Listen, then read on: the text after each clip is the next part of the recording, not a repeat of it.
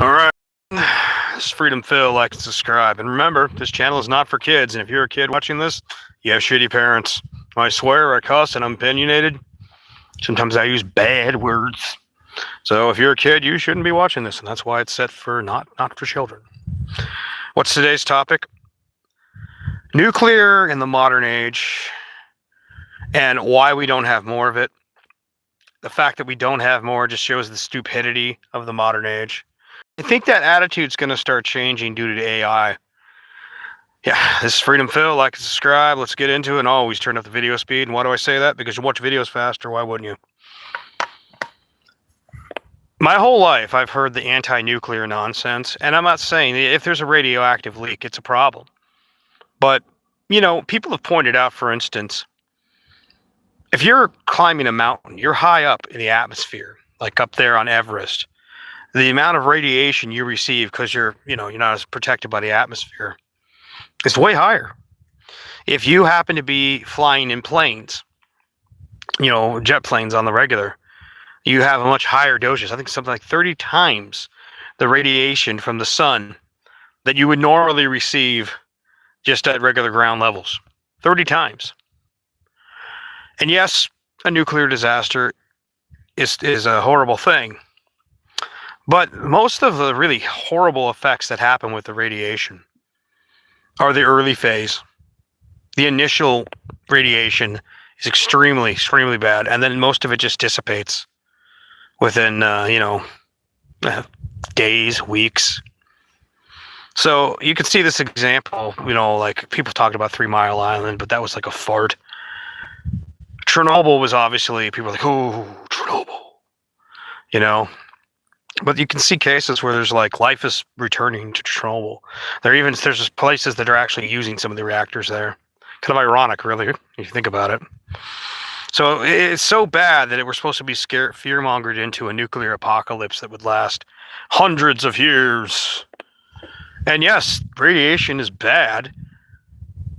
But, if you think about it, Fukushima, by the way, is another great example of it. By the way, I like to describe. Fukushima, they've shown that, a lot of life has returned to the area. And because there's no people there, for the most part, there's like bands of wild animals, boars, and whatnot that have taken over. And so it's like this idea that we would live in a horribly irradiated world was mostly just fear-mongering. And I understand with the propaganda they were given as children back in the day. You must ask yourself for a second there. You always need to measure people's actions, not their words. For instance, like the Russians put a lot of propaganda into our schools, our systems, our everything. The corporations obviously put a lot of propaganda in there too. I mean, who would oppose nuclear the most? Well, probably the coal industry, the oil industry. The Russians would love that also, because did you see the Russians not using nuclear power? I mean, all this kind of lefty, kind of hippie, and let's be honest, it's not that all hippies were fucking communist, because that'd be ridiculous. It's that, though, there was a lot of communist leanings within the hippie movement. But you go and measure the actions of other countries, and then you see countries like France, for instance, where they've been recycling their nuclear materials for ages. And effectively, I think something like 70% of the electricity produced, the energy produced in France, comes from nuclear power. So I could see way back in the day, the older style reactors do have problems. I mean, Fukushima was a great example of just like, so you build this next to the water because convenience for water, and you put a generator. It's like people didn't really think of that. But you see how they're building these reactors now that are small enough. You could put them on the back of a tractor trailer and they could power a huge area. So they're not nearly as destructive. The meltdowns, when they talk about meltdowns, they actually have done tests on these. And they talk about these fast reactors where they recycle the same nuclear material. They speculate that we have already 1,000 years worth of power just on the materials we've already dug up and the materials we can recycle. Now you think about it for a second, and you got this world where everybody talks about, well, electric cars, man, bullet train. I'd love to see, bullet trains across the country. I think that'd be great. I think our standard of living would be increased. The idea that you could be like in, you know, Seattle, and the next stop would be Ellensburg. I think there's a college in Ellensburg, if I remember right. And then maybe a stop in Moses Lake, and then a stop in Spokane. And then I don't know if there'd be any stops before Missoula, but yeah, you get my point there. I mean, just like all through the country, and it's going to take energy to do that, just like with the electric cars. And now everybody will sit there and say, man, solar. I love solar, don't get me wrong. But most people's idea of how you use solar, most people build houses that are horribly inefficient. I mean, I've said it before and I'll say it again. You really want to build a house that's really worth its weight in gold, you build an underground house. Because then you can have a situation where most of your heating and cooling is being provided by the earth. You do underground air tubes into the earth. And that effectively allows you to harness that 50, 60 degree temperature year round. So if you're in some place like this, like the wasteland, where the summers get up around like 100 to 110, maybe even higher in extreme situations. Oh yeah, that makes total sense. Imagine just how much an AC, just keeping that AC cost down during the summer, how much you could reduce that energy usage. But let's be real about it. When you suggest any of these things to people, they're like, I don't like it because it looks weird. It's almost like women's arguments on why, pardon my French here, and this is one more reason you shouldn't let your kids watch my channel, but why women, still knowing that circumcision on a young boy is fucking mutilation. Oh, but I don't want their thingy to look weird. It's like you would never accept that for a girl, but you do it to a boy. It's the same line of thinking where it's like, well, I won't live in a house that's this way. That's weird. Even though it's a house that will produce all the energy it needs. And the problem with solar panels, I mean, you could sit there and try to blow sunlight up my ass as much as you want. They do slowly degrade over the course of time. So if you were building housing, theoretically, that used far less energy than we're currently using today, yeah, you could maybe get away with solar and then have your electric car and have the excess power going in your car. The way I do solar is, I mean, we're talking the cell phone takes next to no energy. Like we're talking 6 to 10 watts to recharge that over the course of an hour or so, or however long it takes to charge it. TV takes 5 to 10 watts in my van. The biggest energy consumption I have in my situation is my refrigerator. My freezer refrigerator Chest Bouger 30 liter. And we're talking anywhere from upper 20 watts to 40, maybe 50 watts in some weird situations. That's not how most people are willing to live. So we come back to the whole nuclear question. And I think you're going to see people turn their kind of outlook on this differently than it used to be. And they're like, well, why is that? Because for one thing, the TV will start saying it's okay. Because the rich people are getting to the point where they're like, hey, wait a minute. These AI systems take an insane amount of energy. And so they're going to look at it and go, well, how can we make all this energy? Well, I guess we could make a solar farm that's, God knows how big. And by the way, out here in the wasteland, you could. But then the problem runs into, you need a massive battery system. So at night, what are you going to do? You just got to flip on the natural gas? Okay. Coal? I mean, you can refine coal. You can literally take coal and gasify it, just like garbage, tires, or anything. You can gasify most organic matter into synthetic natural gas. Don't believe me? Look it up. Gasification. Look it up. You can also do plasma arc as well, but that's a bit more to explain. Point of it is that bang for your buck, carbon emitting as one would do, coal's always going to have destructive stuff because when you tear open half of a mountain, you got to move all the soil somewhere, save the soil for 10, 20, 30 years. And then when you're done, you have to take the whole damn mountain and kind of retry to smooth it, bring back some of the topsoil, and try to replant it. It's always going to be destructive. Nuclear does have that potential that something could go wrong. But if you add up all the chemicals, like say when you get done burning coal, you add up all the chemicals and even a little bit of radioactive material in coal. It's not a lot, but it's a little bit there. There's a lot of everything, heavy toxic shit that you're gonna have to have an ash pond somewhere. You're gonna have to do something with that ash. And then there's the carbon going into the atmosphere. Then you look at nuclear. And you're like, well, this for the next 50 years, this thing produces like how many large cities worth of power without producing much carbon at all, other than the vehicles that are used to get to it. And then you could even say to some degree, once we've got effective electric cars, and I mean where the technology is so good that we're recycling a lot of the car, and building new things with it and all that. Nuclear is probably the best option. And we come back to the same elites that would tell you nuclear bad, man, nuclear. You're going to see these people go the other direction with it. And here's one major reason. And it's simple as this. That AI farm, that AI, facility takes such an insane amount of energy that you're going to need something like nuclear. That's just the truth of it. And like I've said before, I'll say it again. France, I think, produces 70% of their power from nuclear. They recycle the nuclear energy. I mean, the international labs up there in Idaho have been talking about this for a while. The concept that we can take our old spent fuel rods, pellets, and recycle those into new fuel rods. They can isolate the majority of the bad, nasty part of the fuel rod into a small little disc, so they can seal it, and the rest of it can be used for fast reactor fuel over and over again for ages. They estimate just on what we have in uranium alone, and already produced materials, that we have something like 1,000 years worth of power. Now, the real mental mind fuck, and it's understandable why people kind of have this, and I think a lot of it was communist propaganda.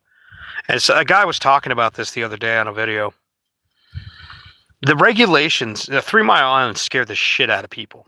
And a lot of the reason it scared them so bad was because of, Hiroshima, Nagasaki, the test out in the desert, places in the world where they were testing out in the ocean.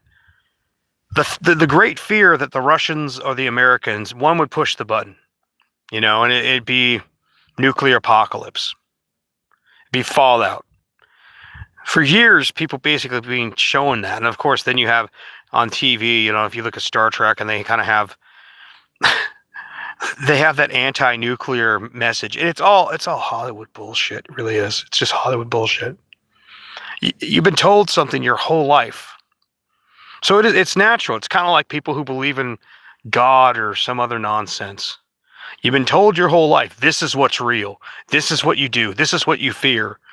So their natural reaction when 3 Mile Island happened was, we need more regulations, more regulations, more regulations. And they were talking about how they would have part of a nuclear facility completed, and then a new regulation coming on, they'd have to tear it all down, do it again, to where the cost of building that facility was so astronomical that they're like, it's just not worth it. It's just for a private investor and even the government, it's just not worth it. As where coal, who benefited from that? Got coal miners. There's a lot of votes there. You've got, never mind the propaganda that was The Simpsons. They show this bumbling idiot being the safety inspector for the nuclear facility. I mean, come on. But, you think of all the people that benefit from the anti-nuclear thing. And people who want to sell you solar panels, the wind idiots, like wind could be good, but it's just not. And then the coal industry, the natural gas industry, they all make money on it. And America having higher energy cost is better for other countries. If it costs more for us to do business in America because we're refusing to build the nuclear that we need, well, then it's less viable to build a factory over here. If part of the cost of living, part of the cost of you having a home, even building a home, doing everything, is based on the kilowatt per hour. And it is sort of an inflation, the lack. I mean, like, for instance, think about this for a second. The ocean is full of salt water that could be converted into fresh water. Where are you going to get all that power? Huh? So the lack of infrastructure building 20, 30, 40 years ago let's say I'm 40, 45, so the failure to build that infrastructure in the 90s is part of the reason we've had so many problems in America in the modern age. I mean, think about all that California coastline that you could suck that salt water up. And if you had the nuclear power or solar or whatever, I mean, the reason I think solar's nice, but unless you're actually a minimalist and efficient with your energy use, and then of course you get, these days with better solar generators, that is, I'm going to be honest, it makes a huge difference. If you can store multiple days worth of power because you use almost no power, that makes a huge difference. But if we had built that nuclear power back in the 90s, just even say early 2000s, the droughts that we have seen in the West wouldn't have been nearly as bad because we could have produced all the water. The fact that the fires in LA happened, if we had desalination, taking what is salty ocean, useless salt water, and converting it into fresh water, maybe how many of those houses wouldn't have been on fire? Here's another thought. If we had extra power, we could take like the Columbia River, the Mississippi, the Missouri, the whatever big river you have. We could just pump water all over the damn country. We could build pipelines, not for natural gas or oil, which would still be a good thing anyways. But we could pump it, this fresh water, to places that otherwise wouldn't have it if we had extra power.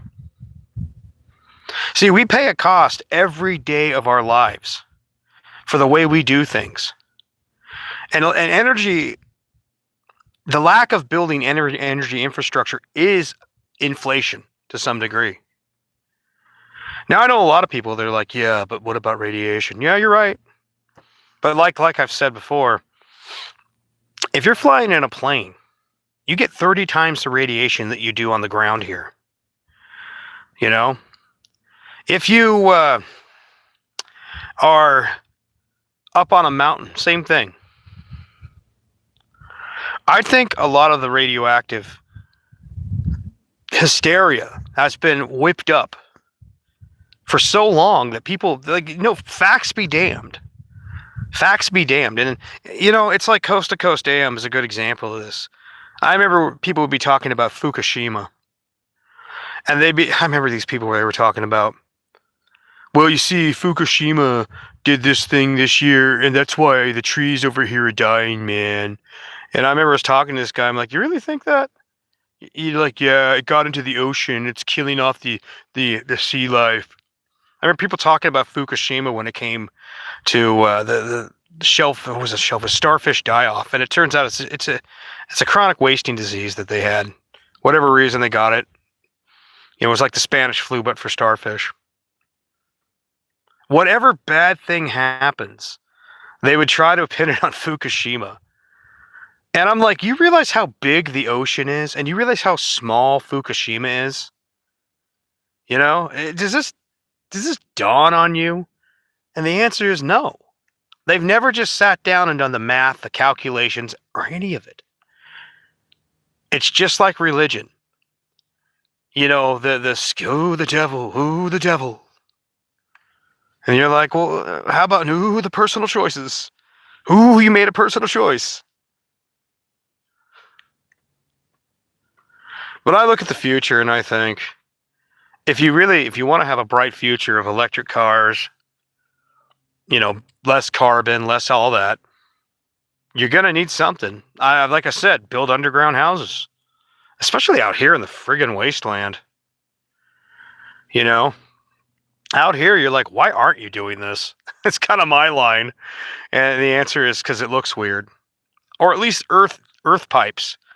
Like, you ever look at that thing called Greenhouse in the Snow? They're up in Alliance, Nebraska, and growing, it's either Scottsbluff or Alliance, Nebraska, and they're growing citrus in a place that gets down to -20 with basic technology. And yet, we can't build subdivisions like that.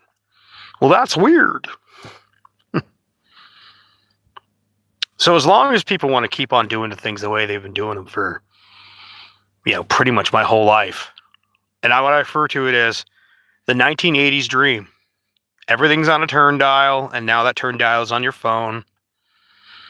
As long as people want to maintain that kind of line of thinking, we are never going to be able to do renewables the way people talk about them. I mean, the way I live, I could definitely do them.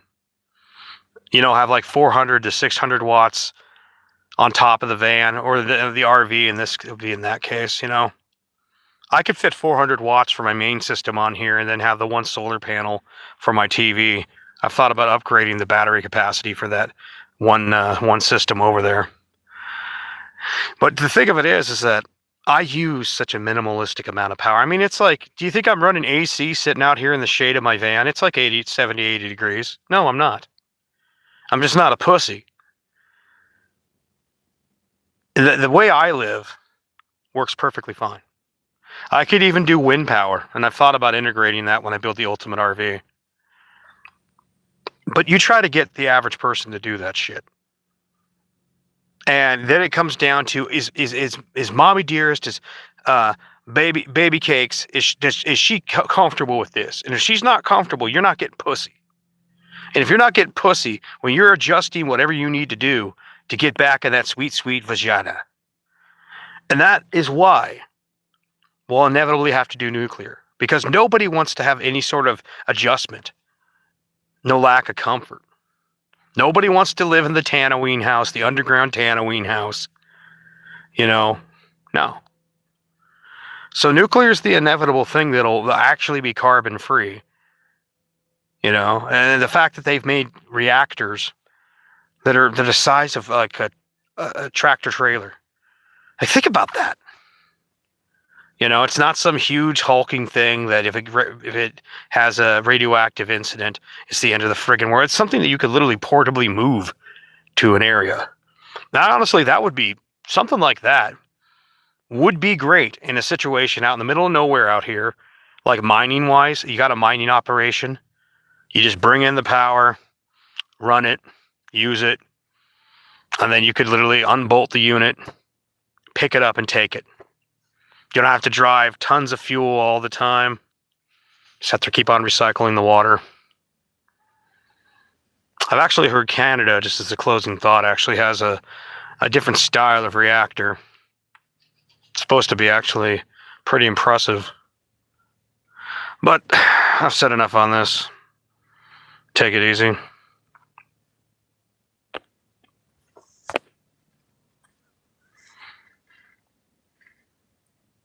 I didn't ask you to do that, phone.